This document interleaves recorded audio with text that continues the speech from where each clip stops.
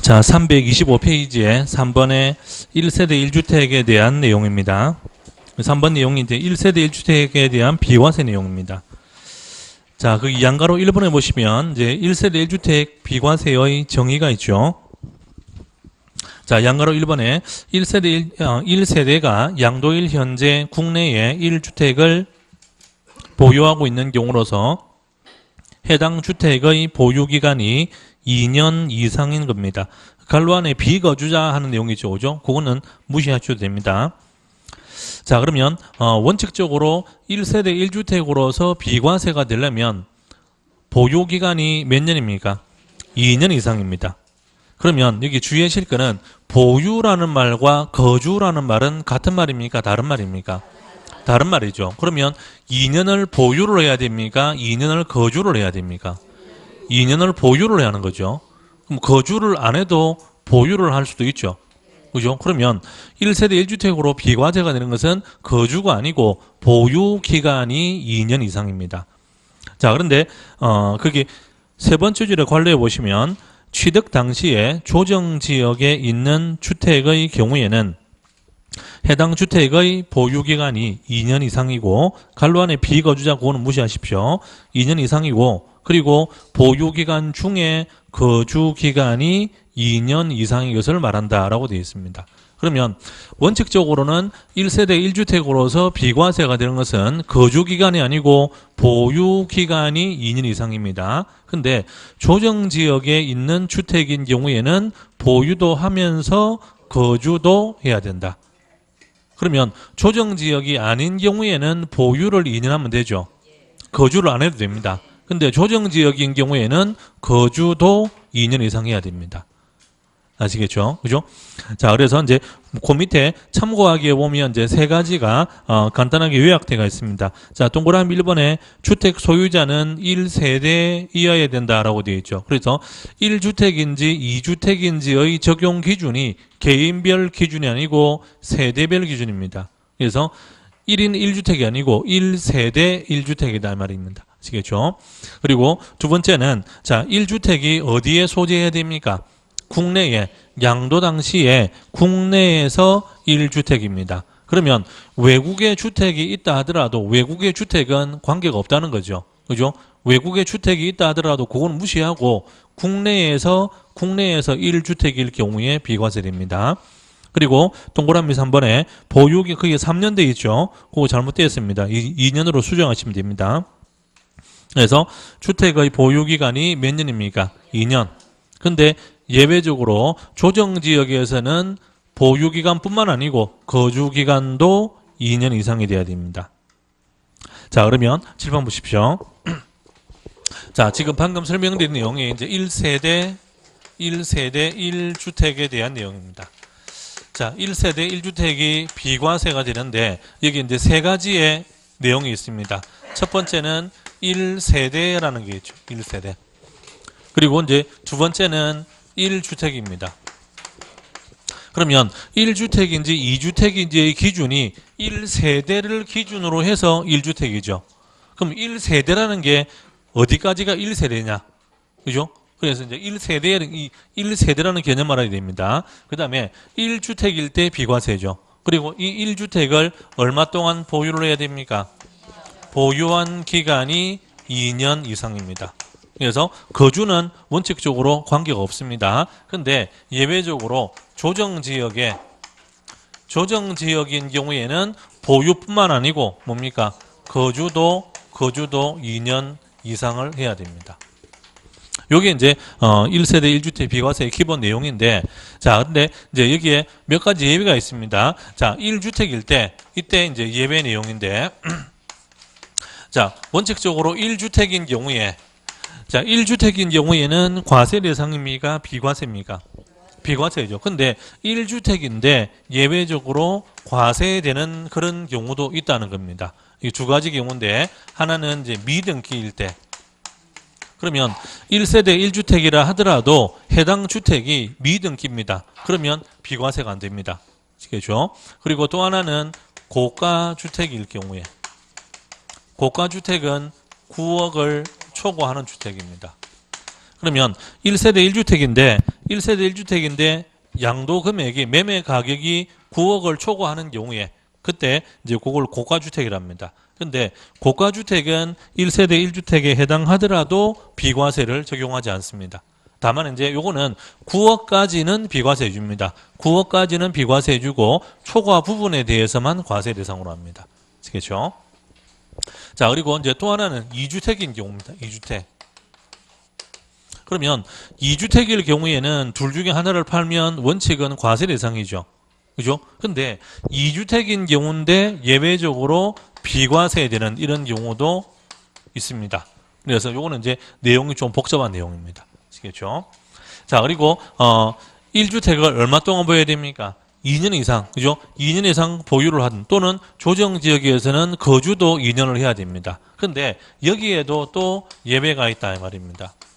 즉 뭐냐면 2년을 보유하지 않더라도 또는 2년을 거주하지 않더라도 비과세가 되는 예외도 있습니다. 그러니까 1세대 1주택 비과세는 그냥 단순하게 요거 세 가지 개념만 가지고 문제가 나오는 게 아니고 구체적인 사례를 가지고 문제가 나옵니다. 그러니까 이제 이 안에 구체적으로 어떤 게 과세인지 비과세인지를 내용을 구분할 수 있어야 됩니다. 아시겠죠? 자, 그 중에 이제 325페이지에 양가로 2번에 1세대라는 말이죠. 1세대. 그죠? 요 내용입니다. 1세대라는 게.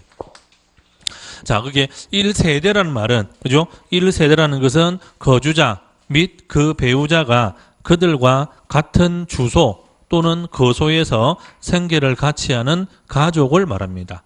그러면 1세대라는 말은 좀 더 쉽게 말씀드리면 같이 살고 있는 동거가족이다 이 말이죠. 그죠? 그러면 같이 살고 있는 동거가족, 그게 1세대입니다. 그럼 구체적으로 그 동거가족의 범위 안에는 그게 갈로안에 보시면 이제 거주자 그리고 배우자 그리고 직계 존비속 과 배우자 그죠? 그리고 형제 자매까지가 같이 살고 있을 때 1세대입니다. 그러면 중요한 것은 이 사람들이 같이 살고 있으면 1세대입니다. 같이 안 살고 있으면 1세대가 아니죠. 그러면 형제라 하더라도 같이 살고 있으면 그 형제는 1세대입니다. 같이 안 살고 있으면 1세대 아니죠. 부모라 하더라도 부모도 같이 살고 있으면 1세대입니다.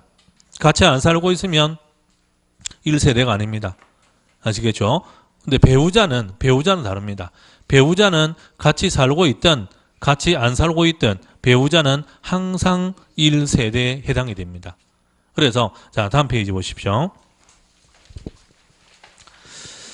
자, 326페이지에 참고하기 하는 거 있죠. 그죠? 거기에 첫 번째 내용입니다. 참고하기에 첫 번째 보시면 1세대 1주택에 있어서 부부가 각각 단독 세대를 구성하였을 경우에, 그러면 부부가 각각 단독 세대를 구성했다 이 말은 같이 안 살고 있다는 뜻이죠. 그죠? 하더라도 부부는 항상 뭐로 옵니까? 동일한 세대로 옵니다. 그러면 1세대라는 말은 최소한 배우자까지는 무조건 포함. 아시겠죠? 배우자는 무조건 포함. 배우자 외에 이제 다른 가족들은 같이 살고 있으면 포함. 같이 안 살고 있으면 포함되지 않는다는 거죠. 이해되시죠? 그죠? 자, 다시 앞으로 가겠습니다. 그러면 배우자까지는 무조건 포함해서 1세대인데 그러면 배우자가 없을 수도 있잖아요. 그죠? 결혼 안 했을 수도 있고 아니면 결혼했는데 뭐 이혼했을 수도 있고 여러 가지 경우도 있겠죠. 그죠? 그래서 거기 325페이지에 맨 밑에 보시면 동그라미 1번, 동그라미 2번, 동그라미 3번 세 가지 예외가 있습니다. 그럼 이 세 가지는 배우자가 없다 하더라도 단독으로 1세대로서 인정되는 예외입니다. 그래서 이제 그 중에 첫 번째가 몇 세 이상입니까? 30세 이상. 그래서 동그라미 1번 바로 위에 보시면, 그죠? 배우자가 없어도 1세대로 본다. 이렇게 되어 있죠. 그죠? 그래서 이제 첫 번째는 30세 이상의 경우입니다. 그러면 30세 이상인 경우에는 결혼 안 했을 수도 있는데, 그죠? 그래도 1세대입니다. 자, 두 번째는, 배우자가 사망했다든지 또는 이혼한 경우입니다. 그리고 세 번째는 소득세법상 소득이 국민기초생활보장법 규정에 따른 기준 중위소득의 40% 이상 경우. 말이 참 어렵죠, 그죠? 그래서 이게 원래는 옛날에는 최저생계비라는 그런 용어를 썼습니다. 그래서 옛날에는 최저생계비라는 용어를 써다가 이제 그 용어가 지금은 이런 식으로 기준 중위소득의 40% 이런 식으로 용어가 바뀌었습니다. 아시겠죠? 그래서 이제 뭐 실제로 우리가 기준 중위소득의 40% 이게 금액이 얼마인지 이걸 뭐 우리가 일일이 알 필요는 없습니다. 참고로 그 다음 페이지 보시면 326페이지 맨 위에 2017년 기준으로 기준 중위소득의 40% 해당되는 금액이 뭐 이렇게 금액이 구분되어 있습니다. 그래서 요거는 그냥 참고로 아시면 되고 뭐 이걸 가지고 시험에서 이게 금액이 얼마입니까? 이렇게 물어보는 경우는 없습니다. 단지 이제 과거에는 우리가 최저생계비라는 용어를 쓰다가 지금은 최저생계비라는 용어를 쓰지 않고 기준 중위소득의 40%다. 이런 식으로 용어를 바꿨다라고 이해하시면 되겠습니다. 자, 그래서 이제 1세대라는 그 개념 아시겠죠? 그죠? 자, 그리고 이제 두 번째는 1주택입니다. 1주택. 그래서 이제 동그라미 1번에 보시면 양도 당시에 어디에서 1주택입니까? 국내에서. 그래서 그게 동그라미 기억에, 그죠? 그래서 국내에서 1주택이기 때문에 국외 주택은, 즉 외국에 있는 주택은 주택수에 포함되지 않습니다. 그래서 이제 국내에서 1주택입니다. 자, 그리고 두 번째는 양도 당시에 주택을 양도해야 되죠. 그죠? 그러면 만약에 주택을 보유하다가 건물을 철거하고 양도 당시에 토지를 양도할 수도 있죠. 그죠? 그러면은 그거는 주택 양도가 아니고 뭡니까? 토지 양도입니다. 그럼 비과세 됩니까? 안 됩니까? 안 됩니다. 아시겠죠? 그죠? 그래서 1세대 1주택으로 비과세가 되려면 양도 시점에서 반드시 뭐를 양도해야 됩니까? 주택을 양도해야 됩니다. 그래서 토지를 양도한다든지 아니면 주택이 아니고 상가를 양도할 수도 있죠. 그런 경우에는 비과세 안 됩니다. 아시겠죠? 자, 그리고 세 번째, 그러면 양도 당시에 몇 주택을 양도해야 됩니까? 1주택을, 한 개를. 그죠? 그러면 양도 당시에 1주택이라는 말은 양도하는 해당 주택, 그거 말고는 다른 주택이 없다는 뜻이죠. 만약에 양도하는 해당 주택, 그거 말고 다른 주택이 또 하나 있다. 그러면 그거는 1주택이 아니고 2주택이 되겠죠. 그죠? 다른 집이 두 개 더 있으면 3주택이 되는 거죠. 이해되시죠? 그래서 양도 시점에서 반드시 뭡니까? 1주택이 돼야 됩니다. 그러면 만약에 두 개를 소유하다가 일주일 전에 하나 팔았습니다. 그리고 이번에 하나 팝니다. 그러면 일주일 전에 팔았던 거 그거는 양도 당시에 2주택이죠. 근데 일주일 전에 집을 팔았으니까 이번에 양도하는 거는 양도 당시에 1주택이죠. 이해되시죠? 그럼 앞에 거는 과세 대상이지만 뒤에 거는 비과세가 되겠죠. 아시겠죠? 근데 만약에 같은 날에 두 개를 동시에 양도하게 되면, 그죠? 그럼 같은 날에 두 개를 동시에 양도하게 되면 둘 중에 하나를 비과세해 줍니다. 어느 걸 비과세해 주느냐? 그거는 납세자가 자기가 유리한 쪽으로 선택할 수가 있습니다. 아시겠죠? 그래서 그게 동그라미 디귿에 두 개 이상의 주택을 같은 날에 양도하는 경우에는 납세자가 선택할 수 있다 하는 그런 내용입니다. 자, 그리고 동그라미 이번에 주택 개념입니다. 자, 제가 지난번에도 말씀드렸듯이 세법에서 주택이라는 것은 건물만 가지고 주택입니까? 아니면 토지까지 포함되는 겁니까? 토지까지 포함이죠. 그러면 1세대 1주택이 비과세입니다. 이 말은 1세대 1주택의 건물만 비과세예요. 토지는 아닙니다. 이 말 아니죠.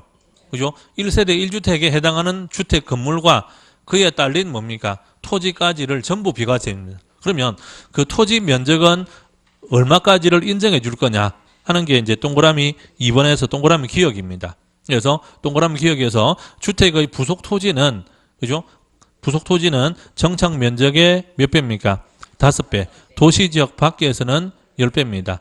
여기에 도시지역은 공법상 개념입니다. 도시지역은 주거지역, 상업지역, 공업지역, 녹지지역 그걸 말합니다. 아시겠죠? 그래서 도시지역은 주거, 상업, 공업, 녹지 네 가지를 말합니다. 자, 그리고 동그라미 니은에 주택인지의 여부, 요거는 실질과세 원칙입니다. 로 되어 있죠. 그죠? 그래서 앞에 말씀드렸듯이 이제 이게 실제로 주거용으로 사용하는 거냐, 아닌 거냐. 그래서 공부상의 대상 기준이 아닙니다. 아시겠죠? 그래서 뭐 그건 한번 읽어보시면 되고, 그리고 동그라미 티귿, 그것도 뭐 ABCD 한번 읽어보시면 되겠습니다. 자, 그리고 동그라미 3번 보십시오. 327페이지입니다. 자, 주택수의 판정이라고 있죠. 그죠? 자, 그 중에 동그라미 기역, 부부. 자, 부부는 항상 같은 동일 세대입니다. 했죠. 그죠? 그러면 부부가 각각 하나씩 주택을 소유하면 몇 주택입니까? 2주택이죠. 그래서 부부는 주택수를 합산합니다.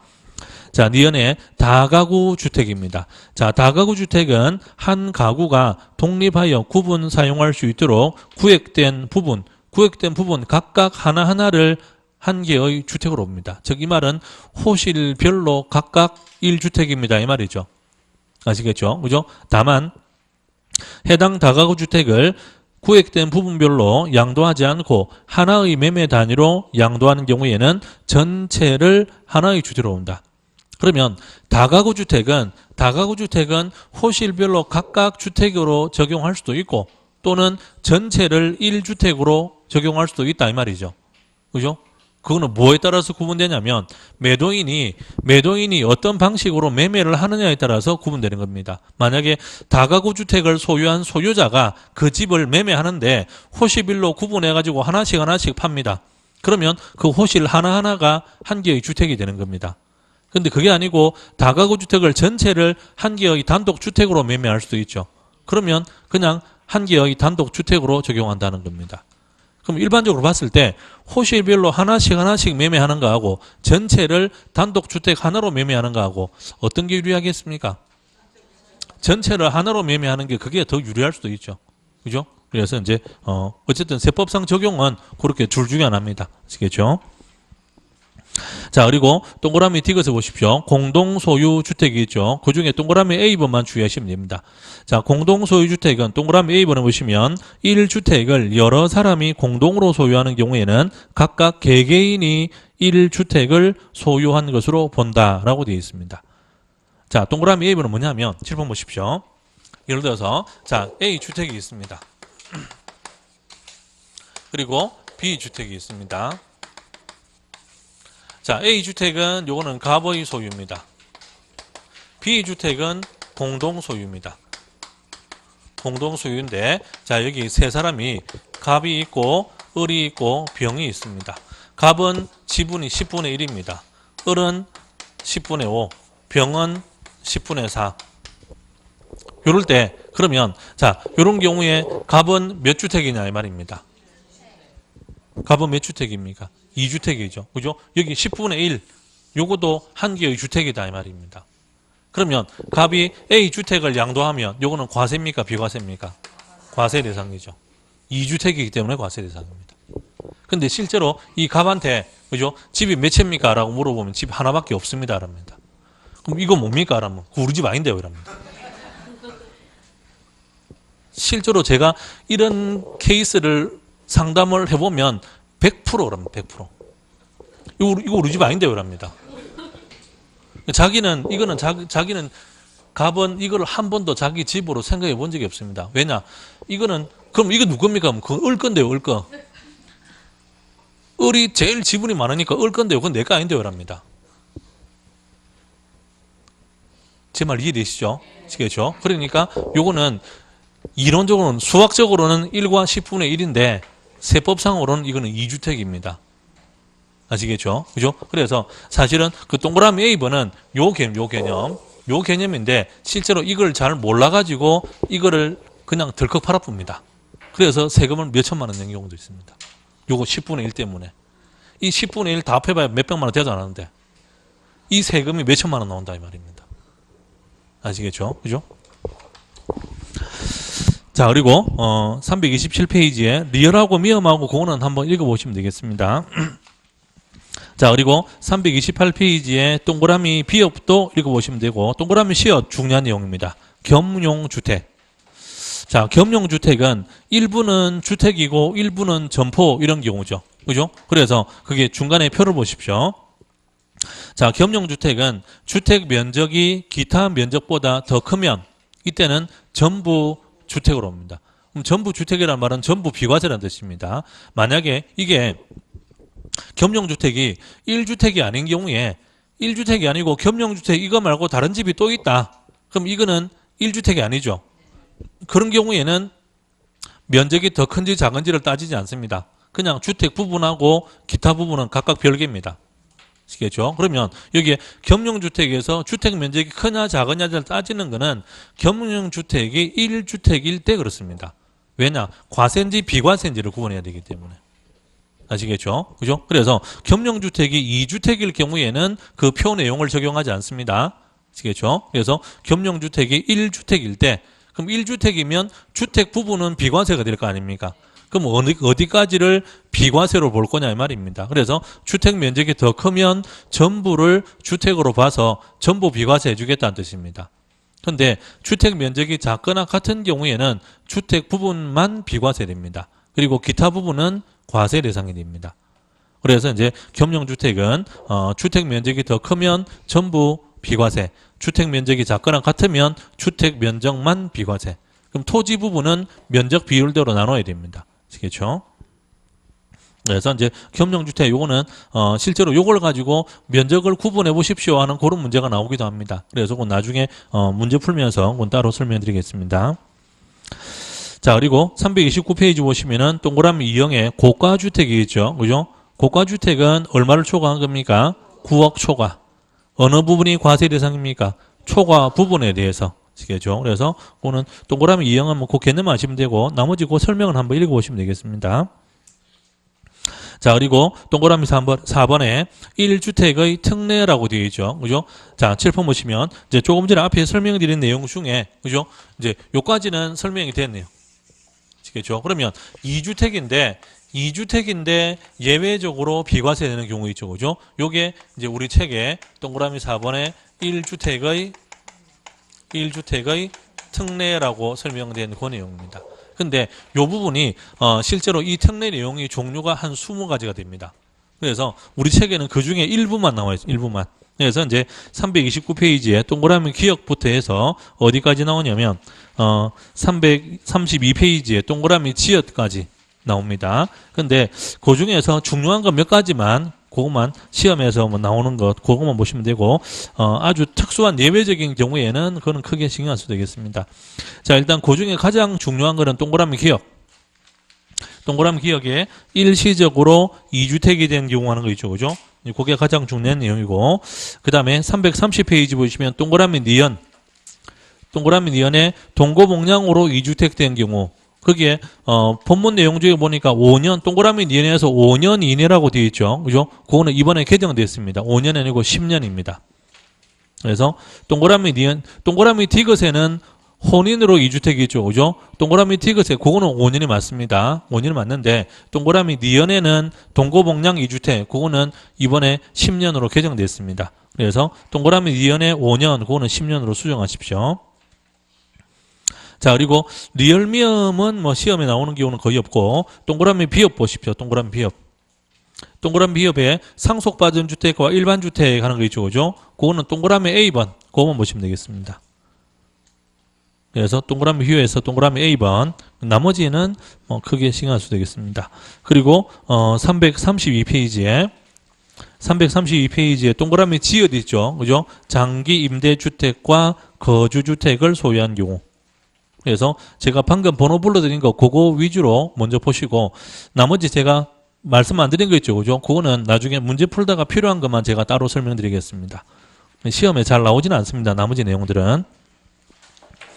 자, 그러면 동그라미 기역부터 보겠습니다. 자, 동그라미 기역에 일시적으로 2주택이 된 경우의 특례라는 거죠. 자, 그거는 동그라미 기역에서 세 번째 줄로 보시면 종전주택을 취득한 날부터 몇 년입니까? 1년 이상 지난 후에 다른 주택을 취득해야 됩니다. 이게 첫 번째 조건입니다. 그래서 종전주택을 취득한 날부터 1년 이상 지난 후에 다른 주택을 취득해야 된다. 그게 첫 번째 조건이고 그리고 이제 다른 주택을 취득한 날, 그날부터 해서 몇 년입니까? 3년 내에 어느 주택을 양도합니까? 종전주택을 양도하는 겁니다. 조건이 두 가지죠. 그죠? 1년 지난 다음에 취득해야 되고 그리고 취득하고 나서 3년 내에 양도해야 된다. 아시겠죠? 그러면 자, 7번 보십시오. 자, 동그라미 기역 내용은 이제 이런 경우입니다. 예를 들어서 A주택을 소유하고 있다가 새로 B주택을 하나 새로 취득했다 이 말입니다. 그러면 자, B주택을 새로 취득을 했는데 그러면 요게 얼마 지나야 됩니까? 1년 이상. 그죠? 1년 이상 지난 다음에 B주택을 취득해야 된다. 요게 첫 번째 조건입니다. 그리고 요거를 취득한 날부터 요 날부터 몇 년입니까? 3년. 그죠? 그럼 요 기간 내에 양도를 해야 된다 이 말이죠. 둘 중에 어느 걸 양도해야 됩니까? 종전주택 요걸 양도해야 됩니다. 만약에 3년 안에 양도하는데 B주택을 양도할 수도 있죠. 그럼 비과세 안 됩니다. 아시겠죠? 그래서 반드시 종전주택 A주택을 양도해야 됩니다. 물론 A주택은 양도 시점에서는 이 기본 조건이 다 충족되어 있어야 됩니다. 그러면 A주택은 양도 시점에서 2년을 보유했어야 되고 또는 조정지역이면 2년을 거주했어야 되고 그런 조건이 충족되어 있어야 됩니다. 만약에 3년 내에 양도하는데 A주택을 양도하는데 A주택을 2년을 보유 안 하고 양도할 수도 있죠. 그러면 비과세 안 됩니다. 그래서 양도했을 때 비과세 된다는 말은 요 기본 조건이 다 충족되어 있다라는 전제 조건입니다. 아시겠죠? 그죠? 자, 그래서 이제 동그라미 기억은 이제 그런 내용입니다. 자, 그 다음에 330페이지에 동그라미 리언. 직계 존속의 동고복량으로 2주택이 된 경우입니다. 그래서 동그라미 리언은 뭐 내용은 간단합니다. 그죠? 그러면 이제 부모가 집이 하나 있습니다. 부모가 집이 하나 있고 자식도 집이 하나 있습니다. 각각 1주택이죠. 따로 살고 있으면 각각 1주택입니다. 근데 합치면 1세대가 되죠. 1세대가 되면서 2주택이 되잖아요. 그죠? 그럼 따로 살았을 때는 비과세인데 합쳐가지고 과세 대상이다. 그럼 그거는 좀 이상하죠. 그죠? 그래서 이제 그때 동고복량으로서 2주택이 된 경우에 그때는 합친 날로부터 10년 동안의 기간입니다. 그래서 10년 안에 합친 날로부터 10년 안에 둘 중에 어느 하나를 팔더라도 비과세 해줍니다. 그러면 둘 중에 하나를 팔고 나면 나머지 하나는 자동으로 1주택이 되는 거죠. 그럼 나머지 하나는 자동으로 비과세 되겠죠. 결과적으로는 둘 다 비과세 된다는 뜻입니다. 아시겠죠? 다만 주의하실 거는 여기에 직계 존속에 대한 기준이 있습니다. 그게 두 번째 줄에 맨 뒤에 보시면은 60세 이상의 직계 존속이라고 되어 있죠. 그죠? 그래서 60세 이상의 직계 존속인데 갈로 안에 배우자의 직계 존속을 포함한다라고 되어 있습니다.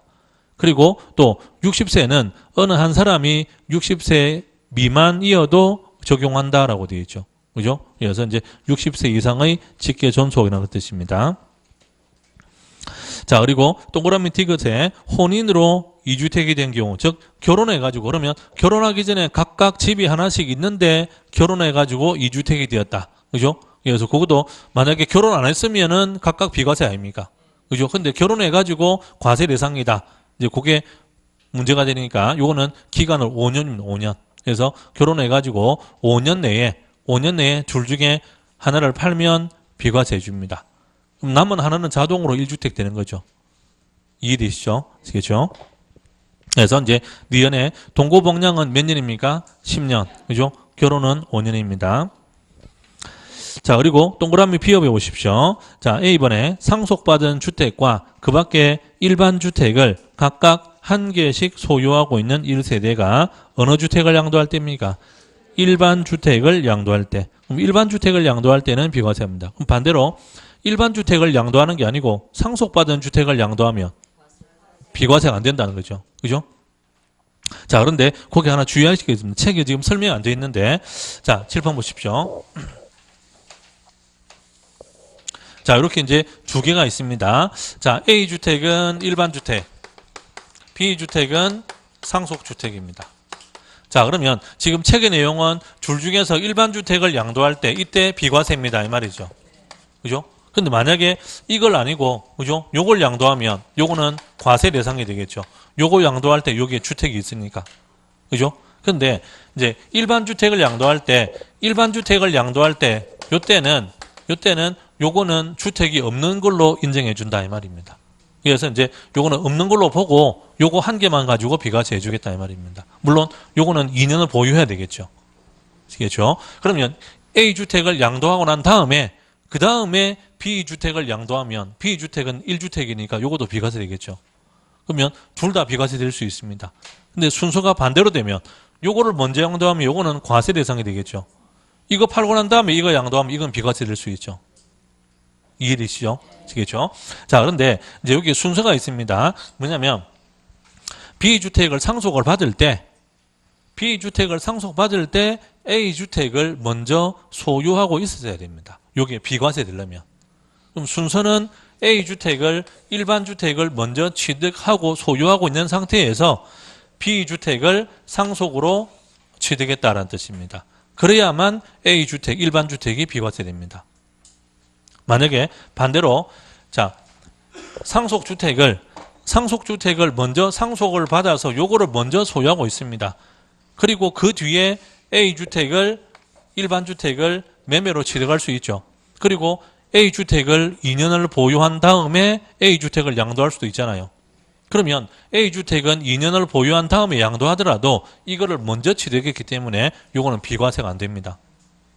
아시겠죠? 그래서 일반 주택이 비과세가 되려면 상속주택을 상속받을 때, 즉 상속 개시 당시에 일반 주택을 먼저 소유하고 있었어야 됩니다. 이해되시죠? 그러니까 순서가 요게 먼저고 요걸 먼저 취득하고 그 다음에 상속으로 취득하는 거, 이런 경우입니다. 그래서 요 순서에 대한 내용이 우리 책에 지금 그 설명이 빠졌습니다. 아시겠죠? 자, 그리고 나머지 내용 쭉 읽어보시고 332페이지 보십시오.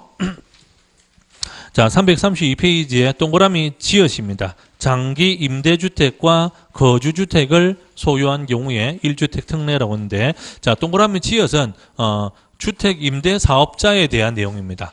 자, 칠판 보십시오.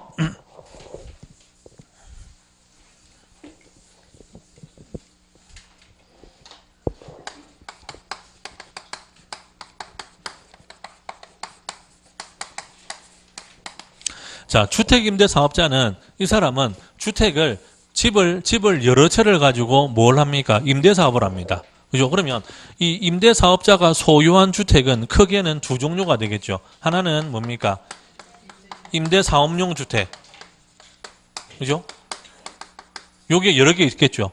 그죠? 그리고 나머지 한 개는 자기가 살고 있는 집이 있잖아요. 그죠? 자기가 살고 있는 집, 거주하는 주택. 그럼 요거는 한 개겠죠. 요거는 한 개인데 요거는 한 개일 수도 있고 여러 개일 수도 있습니다. 그러면 임대사업용 주택 요게 자, 임대사업용 주택 요거는 이게 몇 개이든 관계없습니다. 그래서 요게 장기 임대주택인데, 그러면 이제 이 임대사업용 주택이 이게 세법에서 규정하고 있는 장기 임대주택 요 조건에 해당한다라고 하면, 그러면은 자기가 살고 있는 집이 거주주택, 그죠? 요거는 비과세 줍니다. 아시겠죠? 그러면 요거 한 개에 대해서 뭡니까? 요게 비과세 되는 거지, 요게 비과세 된다는 말이 아닙니다. 무슨 말인지 아시겠죠? 그죠? 그러니까 이제 장기 임대주택하고 거주주택이 있는 경우에 둘 중에 어느 걸 양도할 때입니까? 거주주택을 양도할 때 비과세입니다. 다만 요거는 말 그대로 거주를 해야 되기 때문에 요거는 2년 이상 거주입니다. 그럼 이거는 조정지역 뭐 하는 그런 거와 관계없이 조정지역이 아니라 해도 2년을 거주해야 됩니다. 조정지역이면 당연히 거주해야 되고. 아시겠죠? 그죠? 그래서 요거는 기본 조건이 거주기간 2년입니다. 아시겠죠? 그죠? 그래서 이제 요거는 임대사업용일 때 그렇습니다. 근데 이제 이번에 새로 이제 세법을 개정하면서, 그래서 이제 이런 경우에 장기 임대주택하고 거주주택 중에서 거주주택이 비과세입니다라고 되어 있었는데 여기에 하나를 추가를 했습니다. 그래서 여기에 또는 장기 가정 어린이집. 이게 뭐냐면, 요게 가정 어린이집이라는 건 뭐냐면은 보통 아파트 1층에 그냥 보통 살고 있는 세대인데 거기에 어린이집 하는 경우 있죠.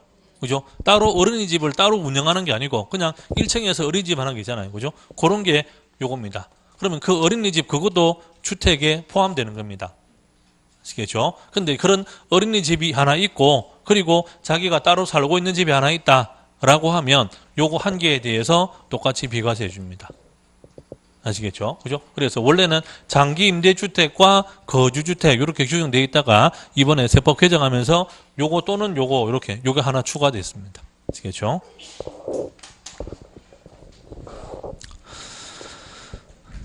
자, 그리고 332페이지에 양가로 4번입니다. 자, 얼마 동안 보유를 해야 됩니까? 2년 이상. 그래서 7번 보시면 자, 원칙적으로 비과세가 되는 것은 뭡니까? 보유기간이 2년 이상이 돼야 됩니다. 그죠? 그래서 특별한 이런 경우 말고는 거주를 조건으로 하지 않습니다. 근데 이제 이런 경우에 예외적으로 거주를 해야 되고 또는 뭡니까? 조정지역인 경우에도 거주를 해야 됩니다. 그래서 333페이지에 동그라미 2번 있죠. 자, 취득 당시에 조정지역에 있는 주택인 경우에는 해당 주택의 보유기간이 2년 이상이면서 거주기간도 2년 이상이 됩니다.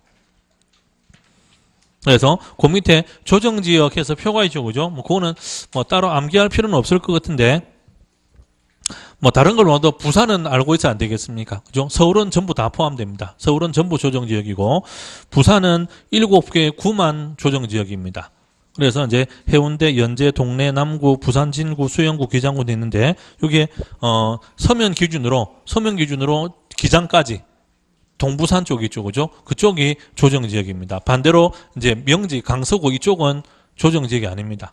그러면 이제 서면이 부산 진구죠, 그죠? 그 옆에가 연제구 옆에가 동래구, 그리고 그 밑에가 남구입니다. 남구 옆에가 수영구 옆에가 해운대, 그리고 그 넘어가면 기장이죠. 그죠? 그리고 이제 그 중에서 금정구는 해당 안 됩니다. 금정구는. 아시겠죠? 그리고 이제 반대쪽이 이쪽으로 그러면 이제 뭡니까? 동구, 중구, 서구, 영도구, 사하구, 그다음에 북구, 강서구. 그죠? 이쪽은 조정지역이 아닙니다. 아시겠죠? 그러니까 조정지역이냐 조정지역이 아닌 지역이냐에 따라서 세법 적용이 다르기 때문에 구분하셔야 됩니다. 그래서 실무적으로는 중요한 내용인데 시험에서는 일부러 조정지역이 어디입니까? 라고 물어보지는 않을 것 같습니다. 그래서 이건 알고만 계시면 되겠습니다. 자, 그리고 그러면 이제 다시 그 위에 332페이지 보십시오. 자, 332페이지 맨 밑에 동그라미 1번 있죠. 그죠? 자, 동그라미 1번에 거주기간 또는 보유기간을 계산함에 있어서 다음에 기억, 니은, 티귿 기간을 통산한다라고 되어 있습니다. 그러면 이제 보유기간이 2년 이상 또는 거주기간이 2년 이상 이렇게 이제 기간을 계산할 때, 그죠? 그게 기억, 니은, 티귿 기간을 통산한다 했는데 그 중에서 니은은 비거주자 내용이니까 그거는 시험에서 물어볼 내용은 아닙니다. 그래서 기억하고 티귿하고 두 가지를 주의하시면 되겠습니다. 자, 동그라미 기억해 보시면 거주하거나 보유하는 중에 소실, 도계, 노후 등으로 인하여 멸실되어 재건축한 주택인 경우에는 멸실된 주택과 재건축한 주택에 대한 기간을 통산한다라는 겁니다. 즉 주택을 보유하다가, 그죠? 단독 주택인데 주택을 보유하다가 그 집이 너무 오래되고 낡고 이래가지고 그 집을 철거하고 새로 집을 지을 수가 있죠. 그죠?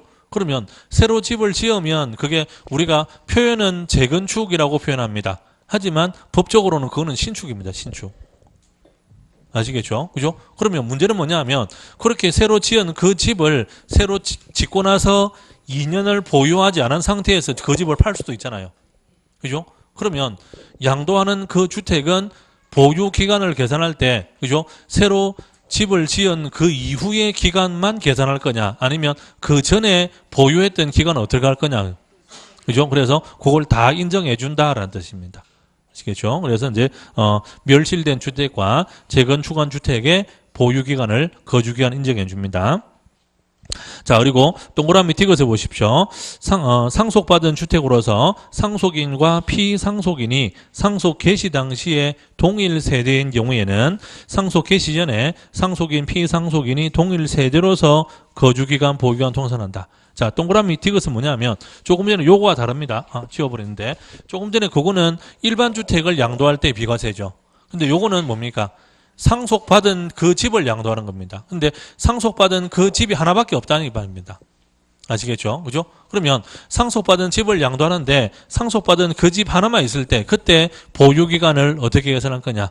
그죠? 그래서 그거는 상속 개시 당시에 동일 세대인 경우에, 그러면 상속 개시 당시에 동일 세대라는 말은 쉽게 말씀드리면 아버지 돌아가실 때 아버지하고 내하고 같이 살다가 아버지 돌아가시고 내가 그 집을 상속받았다 이 말입니다. 그리고 상속받고 나서 2년이 안 돼가지고 그 집을 팔게 됐다 이 말입니다. 그러면 아버지 돌아가실 때 같이 살고 있어 같은 세대원이었죠. 그러니까 그 전에 아버지하고 내하고 같이 살았던 그 기간도 보유기간, 거주기간으로 인정해 준다라는 겁니다. 아시겠죠? 근데 만약에 돌아가실 때 같이 안 살고 있었습니다. 따로 살고 있었습니다. 그러면 돌아가실 때 아버지 따로 살고 계시고 나는 다른 집에 전세로 살고, 전세로. 그러다가 아버지 돌아가셔가지고 그 집을 내가 상속받았습니다. 그죠? 나는 여전히 전세 살고 있습니다. 그럼 나는 집이 하나밖에 없잖아요. 그러면 그 상속받은 집을 팔 수 있죠. 근데 상속받은 그 집은 2년을 보유 안 한 상태에서 팔면 그거는 비과세가 안 된다 이 말입니다. 이해되시죠? 왜 그렇습니까? 돌아가실 때 같이 안 살았다는 거죠. 같은 세대원이 아니었다는 말입니다. 그래서 중요한 거는 상속 개시 당시에 동일 세대였다. 이게 중요한 겁니다. 그래서 상속 개시 당시에 동일 세대인 경우에 그때는 피상속인의 보유기간도 인정해 준다라는 겁니다. 이해되시죠? 근데 동일 세대가 아닌 경우에는 별도 세대인 경우에는 상속받은 이후의 보유기간, 그 기간만 계산한다는 거죠. 이해되시죠? 아시겠죠?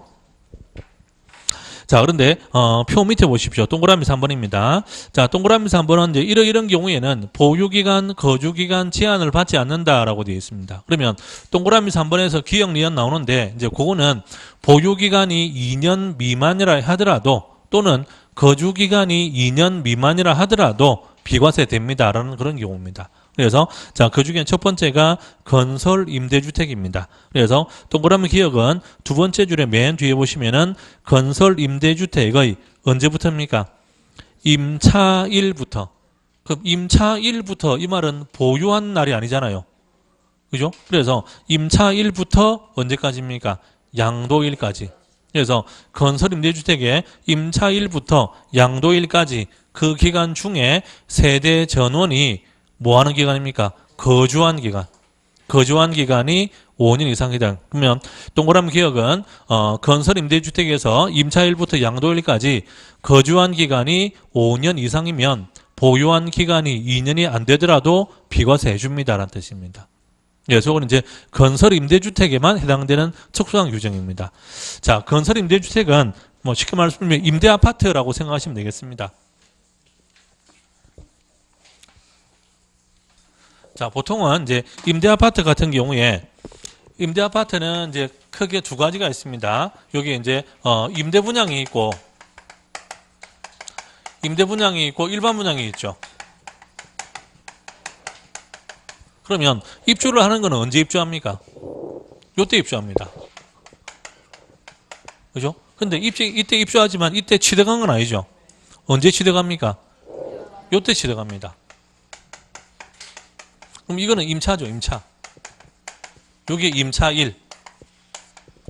아시겠죠? 그죠? 요거는 취득일입니다. 그러면, 자, 입주한 이날부터, 그죠? 취득할 때까지 요 기간은 여기에 살고는 있죠.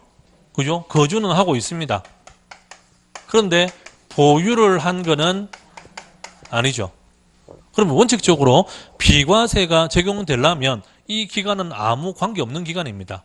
비과세가 적용되려면 취득하고 몇 년이 지나야 됩니까?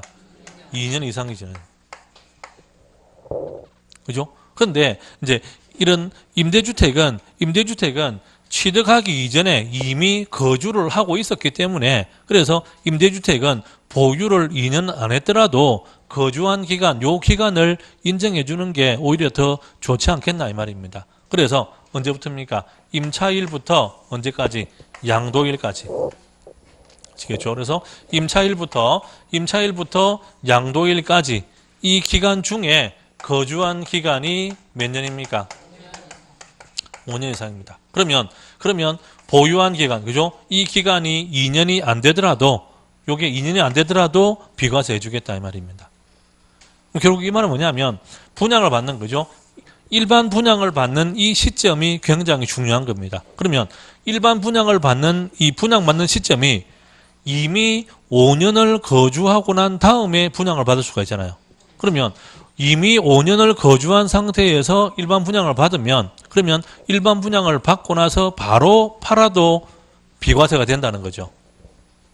이해되시죠? 근데 만약에 일반 분양을 받는 시점이 한 3년이나 4년쯤 살고 있다가 일반 분양을 받았다. 이제 그러면은 5년을 채우든지 아니면 2년을 보유하든지 이제 그거는 본인이 선택해야 되겠죠. 이해되시죠? 아시겠죠? 자, 그리고 동그라미 니은입니다. 자, 동그라미 니은은 세 번째 줄을 보시면 협의 매수, 수용 또는 그 밖의 법률에 의해서 수용되는 경우입니다. 그러면 수용되는 경우에는 2년을 보유했느냐, 2년을 거주했느냐 이걸 따지지 않는다라는 겁니다. 말 그대로 수용되는 거기 때문에. 다만 이제 조건이 있습니다. 그게 동그라미 니은은 첫 번째 줄에 갈로 안에 보시면 사업 인정 고시일 이전에 취득한 거 그것만 해당됩니다. 아시겠죠? 자, 그리고 동그라미 틱에서 보시면 해외 이주로 세대 전원이 출국하는 경우라고 되어 있죠. 이 동그라미 틱은 외국으로 이민 가는 경우입니다. 그죠? 그러면 외국으로 가족 전부가 이민 갑니다. 그럼 이민 가면서 우리나라에 집을 판다라고 하면 그때는 2년을 보유했는지 2년을 거주했는지 안 따진다는 겁니다. 다만 조건은 출국일 현재 1주택이어야 됩니다.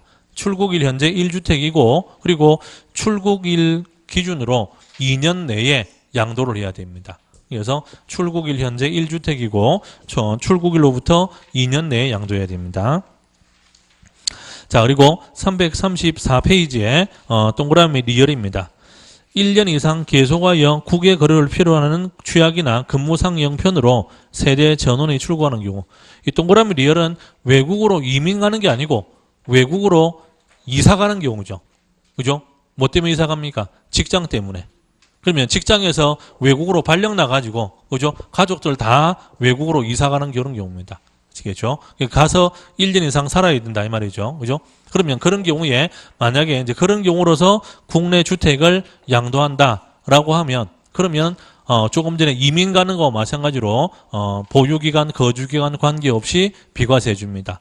다만 똑같이 출국일 기준으로 몇 주택입니까? 1주택. 그리고 몇 년에 양도해야 됩니까? 2년 내에. 자, 그리고 동그라미 미음입니다. 자, 동그라미 미음은 보유는 2년을 안 해도 되는데 거주는 1년은 해야 된다. 그래서 동그라미 미음은 거주한 기간이 몇 년입니까? 1년.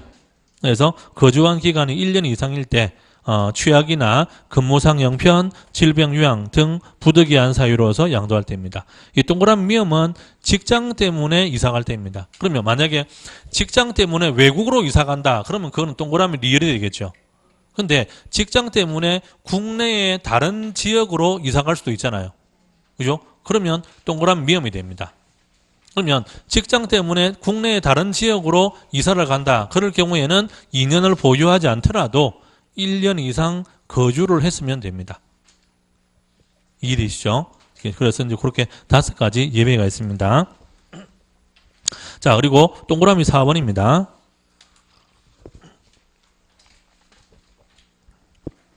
자, 동그라미 4번은 이제 보유는 2년을 해야 되고 대신에 거주를 2년은 안 해도 된다 이런 뜻입니다. 그래서 이제 그게 동그라미 기억해 보시면 거주자가 해당 주택을 임대하기 위하여 임대사업자 등록한 경우에 그럼 임대사업자로 등록을 했기 때문에 자기가 거주할 수는 없잖아요. 그거는 세입자가 거주하겠죠. 그죠? 그리고 자기는 뭘 하게 됩니까? 보유를 하게 됩니다. 이럴 경우에는 거주라는 2년 거주 있죠. 그죠? 그 조건을 적용하지 않는다는 겁니다. 이런 경우에는 보유만 2년이 된다는 겁니다. 그리고 동그라미 니은입니다.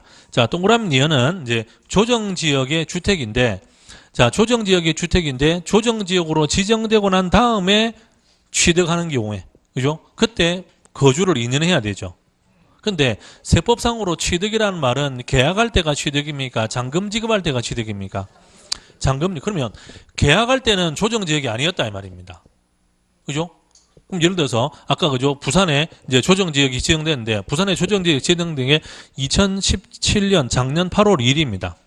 그러면 7월 달에 계약, 7월 달에 계약해가지고 9월 달에 잔금을 지급했단 말이죠. 해운대에 집을 샀는데 7월 달에 계약했습니다. 잔금 날짜가 9월 달입니다. 근데 8월 달에 조정지역 지정돼 붙습니다. 그러면 좀 억울한 경우도 있을 수 있잖아요. 그죠?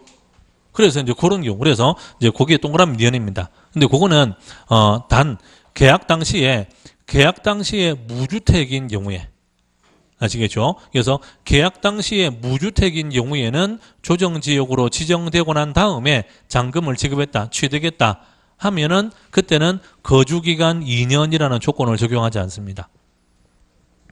이해되시죠? 아시겠죠? 그죠? 자, 그래서 이제 동그라미 4번의 기억, 니은, 그 두 가지는 이제 보유는 2년을 해야 됩니다. 근데 거주를 2년을 안 해도 됩니다. 아시겠죠? 근데 제가 보기에는 동그라미 4번의 기억, 니은, 그 두 가지는 좀 실무적인 내용이기 때문에 시험에서 나오기는 조금 애매하지 않겠나 그런 생각입니다. 그래서 일단 이런 내용이 있다라고 알고 계셔야 되겠습니다. 자, 그리고 그 밑에 양도소득세의 비과세, 감면 배제라는 거 있죠? 그 네모 안에 있는 거, 그죠? 그거는 안 봐도 됩니다. 자, 그리고 337페이지에 4절에 양도시기 취득식이 있죠. 자, 그거는 잠깐 쉬었다가 설명드리겠습니다.